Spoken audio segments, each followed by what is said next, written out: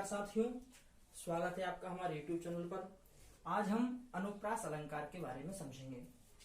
मित्रों, अनुप्रास अलंकार साहित्य में हमें अधिकतर देखने को मिलता है और साहित्य संबंधी जो प्रश्न प्रतियोगी परीक्षाओं में पूछे जाते हैं, चाहे वो आपकी संस्कृत की बीएड की परीक्षा हो, चाहे आपकी एमएड की परीक्षा हो, एंट्रेंस एग्जाम की बात कर रहा हूँ मित्रों में ध्यान रखना। आप हमेशा अधिकतर एंट्रेंस एग्जामों में नेट, बीएड, एमएड अत्यधिक परीक्षाओं में अनुप्रास अलंकार से एक ना एक प्रश्न बनता ही है।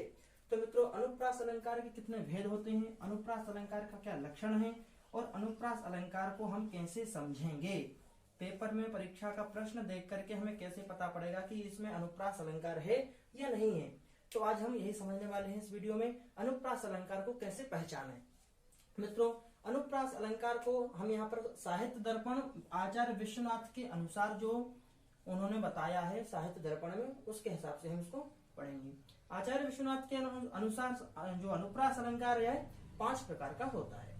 इसकी जो परिभाषा है हम पिछले वीडियो में पढ़ चुके हैं अनुप्रास अलंकार की। फिर मैं एक बार आपको बता देता हूँ। अनुप्रास अलंकार जो होता है, अनुप्रास शब्द साम्यम वैषम्येपि स्वरस्यत्, स्वरों की विषमता होने पर भी जहाँ पर शब्दों की साम्यता जहाँ पर होती है, काव्य में याद रखना मित्रों, काव्य से संबंधित जहाँ पर पद्य हो या गद्य हो, जहां पर भी काव्य से संबंधित शब्दों की समानता हमें देखने को मिलेगी, स्वरों की विषमता होने पर भी वहां पर अनुप्रास नामक अलंकार होता है। ठीक है, तो अनुप्रास अलंकार के मुख्यतः 5 भेद बताए गए हैं। सबसे पहला जो भेद है वो उसका नाम है छेकानुप्रास, छेका, और दूसरा क्या है वृत्त्यानुप्रास, इसको बोलते हैं वृत्त्यानुप्रास। तीसरा होता है जो मित्रों उसको बोलते हैं अंत्यानुप्रास। याद रखना आप लोग, छेका, वृत्ति और अंत्या। उसी प्रकार से चौथा भेद होता है इसका लाटानुप्रास, मैंने आपको पिछले वीडियो में भी बताया था। और जो 5वां भेद होता है इसका छेका, वृत्ति, अंत्या, लाटा और एक और कौन सा बचा, श्रुत्यानुप्रास।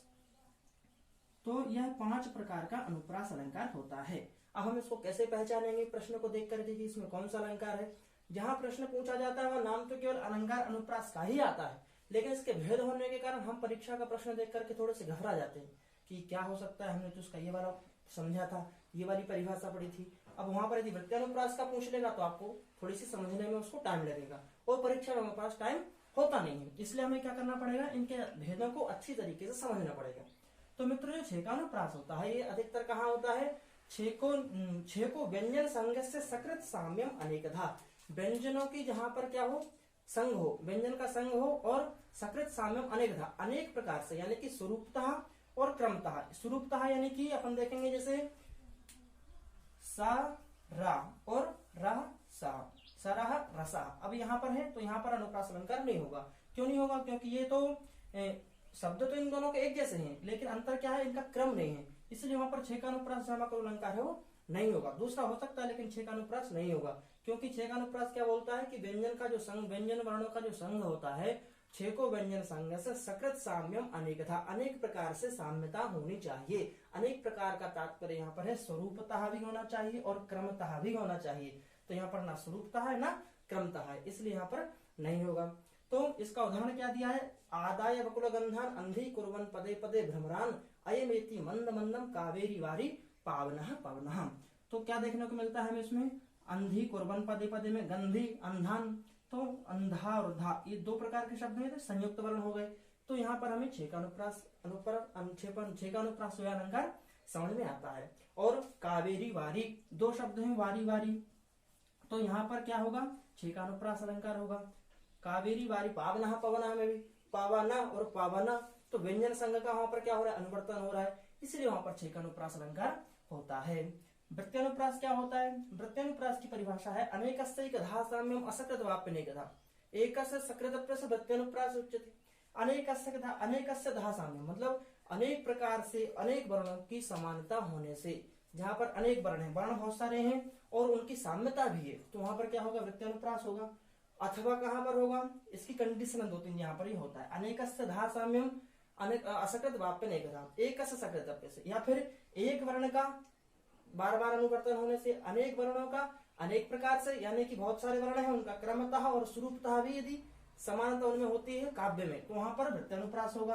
अथवा एक ही वर्ण की बार बार आवृत्ति हो रही, क्रमतः भी और स्वरूपतः भी, और अनेक वर्णों की अनेक प्रकार से हो रही, तो ये 2-3 प्रकार की कंडीशन होती है जहां पर प्रत्यनुप्रास अलंकार होता है। यहाँ पर एक बहुत बड़ा उदाहरण दिया है जो कि श्लोक के माध्यम से आप समझेंगे। उसमें रासो लासई रमी बास रहा, ये एक उदाहरण है जिसमें कि हमें समझ में आता है कि यहाँ पर रा ला सा इस प्रकार से 3-4 वर्णों का अनेक प्रकार के वर्णों का अनेक प्रकार से बार बार अनुवर्तन होने के कारण प्रत्यनुप्रास अलंकार होता है।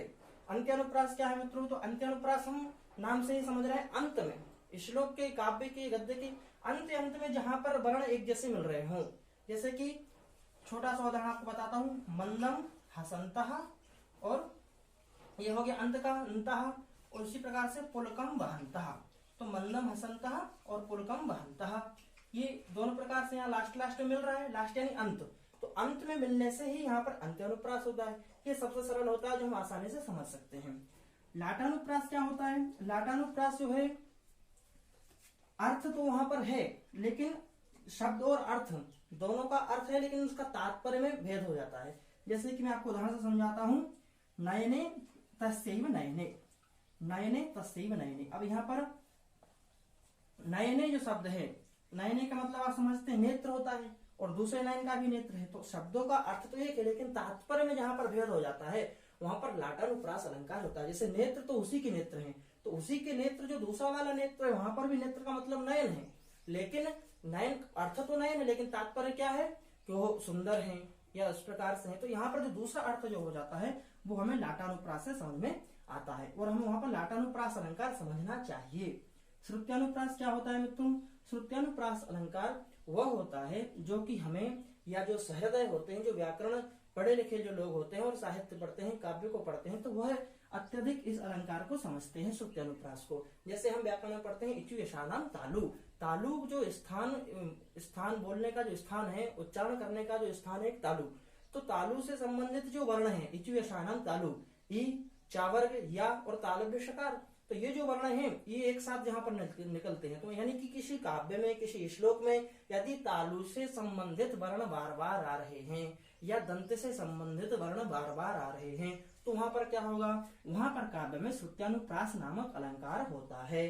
तो मित्रों ये हुआ हमारा 6 का अनुप्रास, वृत्त्यानुप्रास, अंत्यानुप्रास, लाटानुप्रास और श्रुत्यानुप्रास। ये 5 प्रकार के अनुप्रास के भेद होते हैं।